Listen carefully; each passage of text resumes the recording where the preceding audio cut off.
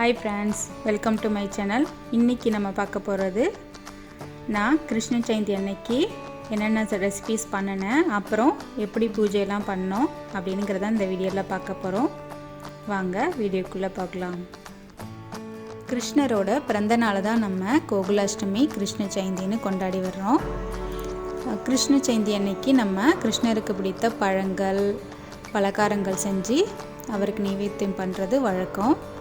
அதே மாதிரி அவருக்கு அவரோட பாதங்களாக நினச்சி நம்ம திருப்பாதங்களை வரைஞ்சி வீட்டுக்கு வாசல்லேருந்து பூஜை அறை வரைக்கும் நம்ம பாதங்களை வரைஞ்சி வழிபடலாம். அப்பம் எப்படி செய்யலாம் அப்படின்னு பார்க்கலாம். அதுக்கு நான் 3 மணி நேரத்துக்கு முன்னாடியே பச்சரிசியை ஊற வச்சு தண்ணி இல்லாமல் வடித்து எடுத்து வச்சுருக்கிறேன். அப்புறம் ஒரு 1/4 கப் அளவுக்கு தேங்காய் பூ, அப்புறம் ஒரு அப்புறம் 2 ஏலக்காய், 1 கப்பு வெல்லம் நல்லா பொடியாக பொடிச்சு வச்சுருக்கிறேன். இப்போ ஒரு மிக்ஸி ஜாரில் நம்ம இதை அரிசியை அரைச்சி எடுத்துக்கலாம். தண்ணி ஊற்றாமல் அரைச்சி எடுத்துக்கணும் இது மாதிரி. இப்போ அடுத்ததாக 2 ஏலக்காய், வாழைப்பழம், அப்புறம் தேங்காய் துருவல் இதையும் போட்டு நம்ம அரைச்சிடலாம். இப்போ 1 கப்பு வெல்லம் அதையும் சேர்த்து இப்போ நம்ம அரைச்சிக்கலாம். 1 கப்பு அரிசிக்கு 1 கப்பு வெல்லம் கரெக்டாக இருக்கும். உங்களுக்கு இன்னும் கம்மியாக வேணும்னா நீங்கள் கம்மி பண்ணிக்கலாம்.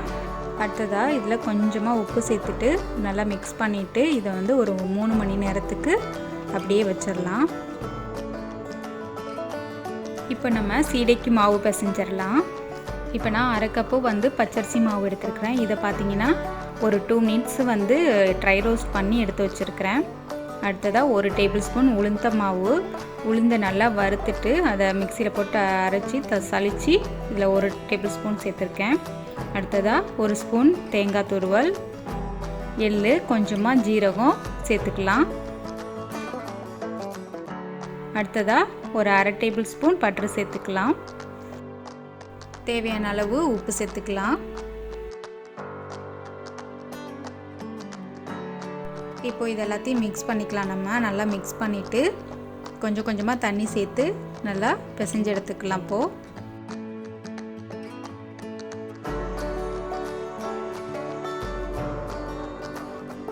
இப்போ மாவெல்லாம் பிசைஞ்சாச்சு. இப்போ நம்ம இது மாதிரி ஒரு சின்ன உருண்டையாக நம்ம எடுத்து உருட்டிக்கலாம். இந்த மாதிரி விரலால் உருட்டினாலே ஒரு பால் மாதிரி நல்லா வந்துடும். இந்த மாதிரி இப்போ நம்ம எல்லா மாவையும் உருட்டிக்கலாம். இப்போ மிதமான தீயில சூடான எண்ணெயில் இப்போ நம்ம போட்டுடலாம் சீடையெல்லாம்.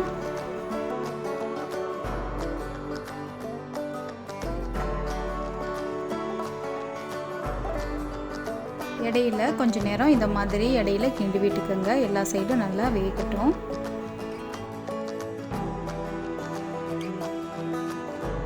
இப்போ நமக்கு சீடையெல்லாம் நல்லா பர்ஃபெக்டாக ரெடி ஆகிடுச்சு. பாருங்கள், எந்த ஒரு கிராக்குமே இல்லை, நல்லா ரெடி ஆகிடுச்சு. இப்போ நம்ம இதெல்லாத்தையும் எடுத்துடலாம். அடுத்ததாக 1/2 கப்பு பச்சரிசி மாவு எடுத்துருக்கிறேன். இப்போ நான் அதில் 1/2 டேபிள் ஸ்பூன் உளுத்த மாவு சேர்த்துக்கிறேன். அடுத்ததாக 1/2 டேபிள் ஸ்பூன் பொட்டுக்கடலை மாவு சேர்த்துக்கிறேன். அப்புறம் கொஞ்சம் எள்ளு, கொஞ்சம் ஜீரகம் சேர்த்துக்கலாம்.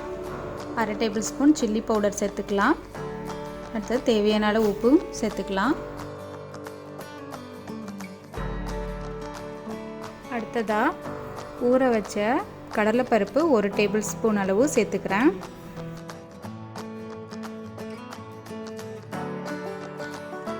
இப்போ இதில் கொஞ்சம் கொஞ்சமாக தண்ணி ஊற்றி நல்லா பிசைஞ்சு எடுத்துக்கலாம். நம்ம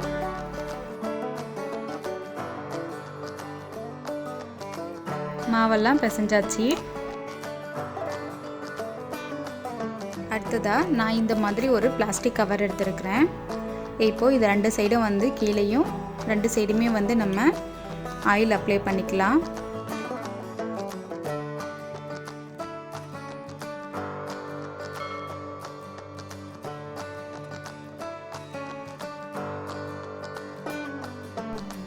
அடுத்தது இந்த மாதிரி ஒரு சின்ன உருண்டையாக உருட்டி இதில் வச்சுக்கலாம். நம்ம வச்சுட்டு நான் இந்த மாதிரி ஒரு கிண்ணம் எடுத்துருக்கிறேன். இந்த கிண்ணத்தோட பின்பக்கத்தால் வச்சு மெல்லமாக ப்ரெஸ் பண்ணால் நமக்கு வந்து நல்லா வந்துடும். தட்டை ஷேப் வந்து நமக்கு வந்துடும்.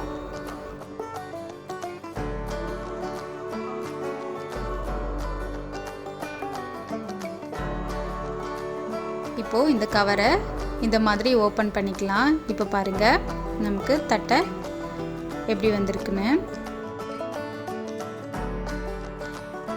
இப்போ நம்ம இதை ஆயிலில் போட்டுடலாம். இப்போ நம்ம இதை ஆயிலில் போட்டாச்சு.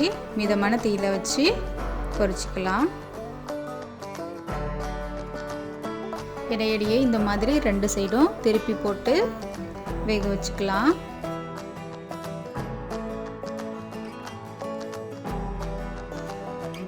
இப்போ நமக்கு தட்டையெல்லாம் ரெடி ஆயிடுச்சு. இப்போ நம்ம எடுத்துடலாம்.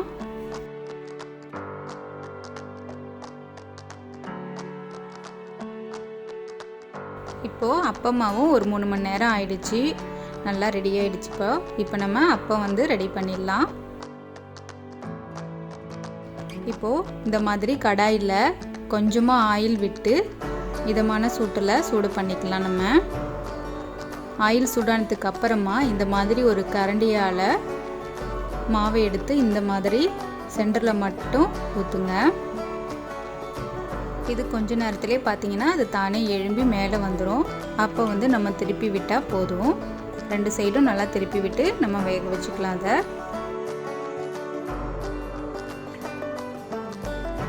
இப்போ நமக்கு அப்பமும் நல்லா வந்துருச்சு, ரெடி ஆயிடுச்சு. அடுத்ததாக வீட்டு வாசப்படியில் நான் இந்த மாதிரி அரிசி மாவால் இழுத்துட்டு அதில் நான் கொஞ்சம் ஒரு சின்னதாக ஒரு கேண்டில் வச்சுருக்கிறேன். இந்த சைடும் கதவு 2 சைடுமே வாசப்படியில் 2 ஓரங்கள்லேயும் இந்த மாதிரி பண்ணியிருக்கேன். சென்டரில் பாதம் வந்து கையால் வச்சு அப்புறம் சின்ன சின்னதாக ஒரு 5 டாட்டு வச்சுருக்கேன். அதுக்கு ஒரு குங்குமம் பூ வச்சு அப்புறம் ஒரு லைட் ஒன்று வச்சுருக்கிறேன்.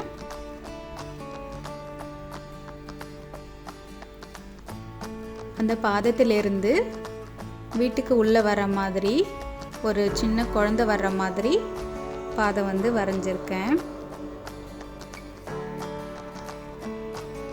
இந்த மாதிரி அந்த பாதத்தோட பக்கத்துல எல்லாம் வந்து நம்ம பூ போட்டுக்கலாம்.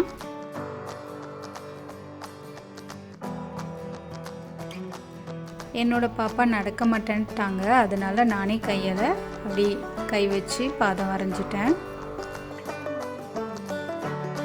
அடுத்ததாக இங்கே பார்த்தீங்கன்னா இங்கே ஒரு பலகையில் 2 பாதம் ஒன்றா இருக்கிற மாதிரி சாமிக்கிட்டேயே வரைஞ்சி அதுக்கு கொஞ்சம் பூ பொட்டு வச்சுருக்கிறேன்.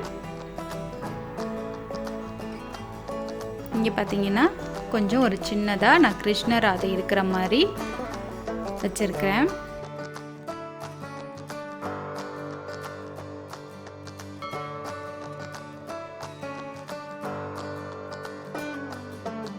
இங்கே பக்கத்துலேயே ஒரு சின்ன பிள்ளையார் ஒன்று வச்சுருக்கிறேன்.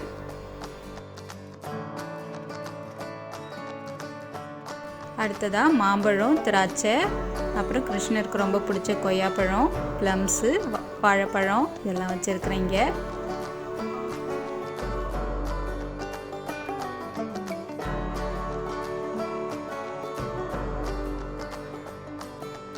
இங்கே பார்த்தீங்கன்னா கிருஷ்ணருக்கு பிடிச்ச பலகாரங்கள்லாம் வந்து வச்சுருக்கிறேன்.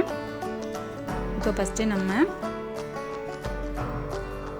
இதில் பார்த்தீங்கன்னா அவல் அப்புறம் வந்து கொஞ்சம் வெல்லம் போட்டு அதை வச்சுருக்கிறேன். கிருஷ்ணருக்கு அவல்னால் ரொம்ப பிடிக்கும். அடுத்ததாக இதில் வந்து அப்பம் வச்சுருக்கிறேன். அப்புறம் இங்கே தட்டை வச்சுருக்கிறேன்.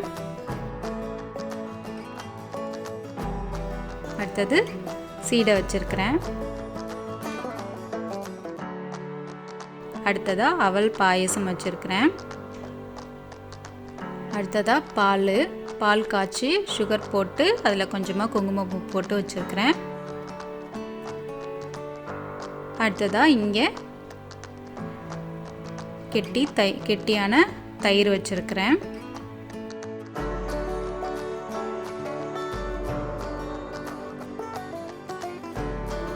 இந்த ஃபோட்டோவில் கிருஷ்ணராக இருக்கிறது என்னோட பொண்ணு, ராதையாக இருக்கிறது என் ஃப்ரெண்டோட பொண்ணு. அவ்வளோதான் ஃப்ரெண்ட்ஸ், இதுதான் எங்கள் வீட்டு கிருஷ்ண ஜெயந்தி பூஜை. இந்த வீடியோ உங்களுக்கு பிடிச்சிருந்துச்சுன்னா லைக் பண்ணுங்கள், ஷேர் பண்ணுங்கள், மறக்காமல் சப்ஸ்கிரைப் பண்ணிக்கோங்க. கூடவே பக்கத்தில் வர பெல் ஐக்கானையும் ப்ரெஸ் பண்ணிக்கோங்க. தேங்க்ஸ் ஃபார் வாட்சிங்.